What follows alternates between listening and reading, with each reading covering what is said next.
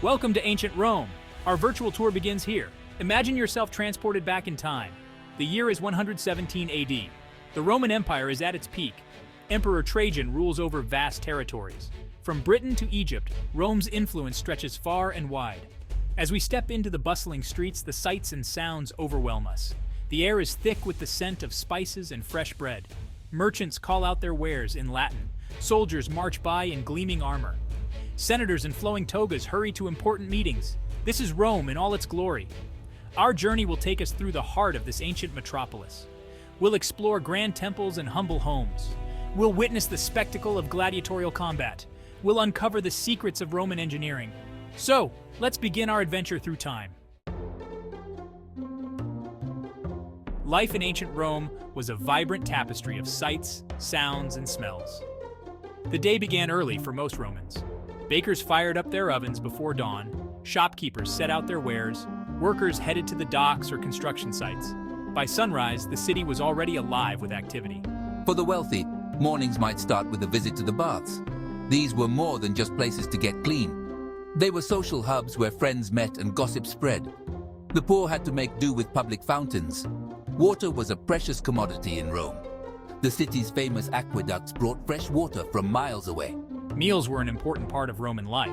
The poor ate simple fare like bread and porridge. The rich enjoyed elaborate feasts with exotic dishes. Lunch was the main meal of the day. After that, many Romans took a siesta. In the afternoon, people might attend the theater or watch chariot races. As night fell, the city took on a different character. Without streetlights, Rome could be a dangerous place after dark. At the heart of Roman politics was the Senate. This body of wealthy men debated laws and policies. In theory, they advised the emperor. In practice, their power varied depending on who sat on the throne. Some emperors listened to the Senate, others ignored it completely. The emperor was the most powerful person in Rome. He controlled the army and the treasury. His word was law. Good emperors could bring peace and prosperity. Bad ones could plunge the empire into chaos. Below the emperor and senators were various officials. Consuls, praetors, and tribunes all played important roles. They managed the day-to-day running of the empire. Some were elected, others were appointed. Corruption was common at all levels of government. For ordinary Romans, politics could seem distant. Roman culture was a rich blend of influences from across the empire. At its core were traditional Roman values. Duty, honor, and loyalty were prized above all. But as Rome grew, it absorbed ideas from Greece, Egypt, and beyond. This created a unique and diverse cultural landscape. Religion played a central role in Roman life. The Romans worshipped many gods and goddesses. Jupiter, Mars, and Venus were among the most important. Temples dotted the city. Festivals and rituals marked the passing of seasons. Art and literature flourished in ancient Rome. Poets like Virgil and Ovid wrote epic works. Sculptors created lifelike statues of gods and emperors. Painters decorated the walls of villas with colorful frescoes.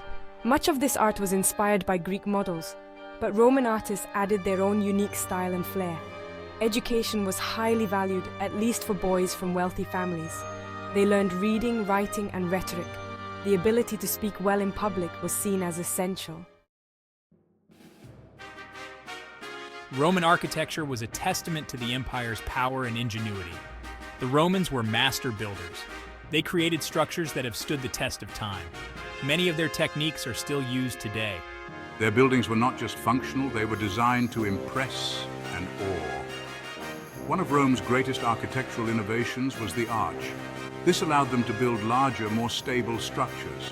Arches distributed weight evenly. This made it possible to create vast interior spaces. The Romans used arches in bridges, aqueducts, and buildings. They even stacked arches to create their famous domes. Concrete was another Roman invention that revolutionized construction. It was stronger and more flexible than stone.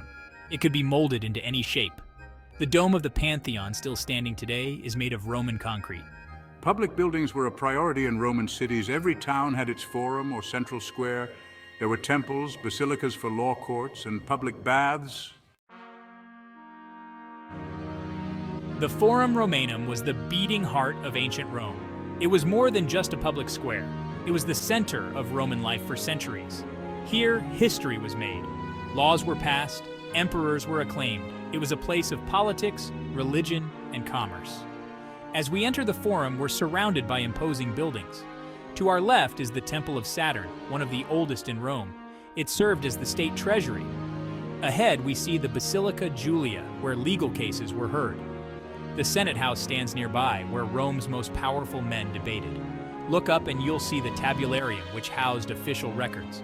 The Temple of Vesta is circular, home to Rome's sacred flame. Statues and monuments are everywhere. They honor gods, emperors, and great Romans of the past. The Forum is a crowded, noisy place. Orators give speeches. Merchants sell their wares. People gather to hear the latest news. But the Forum was more than just buildings.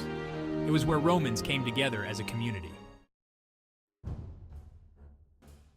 No visit to ancient Rome would be complete without seeing the Colosseum. This massive amphitheater could hold up to 50,000 spectators. It was a marvel of engineering and a symbol of Roman power. Built in just 10 years, it opened in 80 AD. For centuries, it was the center of Roman entertainment. As we approach, the Colosseum looms large. Its stone arches rise 4 stories high. Statues once filled the arches, but most are now gone. We enter through one of the 80 entrances. Inside, the scale is breathtaking. Imagine the roar of the crowd, the smell of sweat and blood. This was where gladiators fought to the death. But gladiatorial combat wasn't the only spectacle here. The Romans staged elaborate animal hunts. They recreated famous battles. Sometimes they even flooded the arena for mock sea battles. All of this was free to attend. It was how emperors kept the people happy and distracted. The Colosseum stands as a reminder of Rome's glory and its brutality. Our next stop is the Pantheon, one of Rome's best-preserved ancient buildings. It still stands today, almost 2,000 years after it was built. The Pantheon was a temple to all the Roman gods. Its name comes from the Greek words pan, all, and theos, gods. As we approach, we're struck by the massive portico. 8 granite columns support a triangular pediment. This looks like a traditional Roman temple. But step inside and you're in for a surprise. The interior is a perfect sphere. Above us soars the largest unreinforced concrete dome ever built. Look up at the dome's center. You'll see a circular opening called the oculus. This is the Pantheon's only source of natural light. When it rains, water falls directly onto the floor. The floor is slightly convex, allowing the water to drain away. It's a masterpiece of Roman engineering. The Romans were great innovators. Many of their inventions are still in use today. Let's explore some of these remarkable achievements. They show how Roman ingenuity shaped the world we live in. First, there's the Roman road system. The Romans built over 50,000 miles of paved roads. These connected all parts of their vast empire. The roads were built to last. Many are still visible today. They had a cambered surface for drainage. They were paved with fitted stones. This network revolutionized trade and communication. Roman aqueducts were another marvel of engineering. These brought fresh water to cities from miles away. They used gravity to keep water flowing. Some aqueducts ran underground. Others crossed valleys on huge arched bridges. They supplied public fountains, baths, and even private homes. Many Roman aqueducts continued to function for centuries after the empire fell. The Romans also made significant advances in law. All empires must fall, and Rome was no exception. The decline of Rome was a gradual process. It happened over centuries. There were many reasons for Rome's fall. Economic troubles, military defeats, and political instability all played a part. The empire became too large to govern effectively. In 476 AD, the last Roman emperor in the West was deposed. This date is often used to mark the fall of Rome. But the Eastern Roman Empire, or Byzantine Empire, continued for another 1,000 years. It fell to the Ottoman Turks in 1453. Even after its fall, Rome's influence lived on. The legacy of Rome can be seen in many aspects of modern life.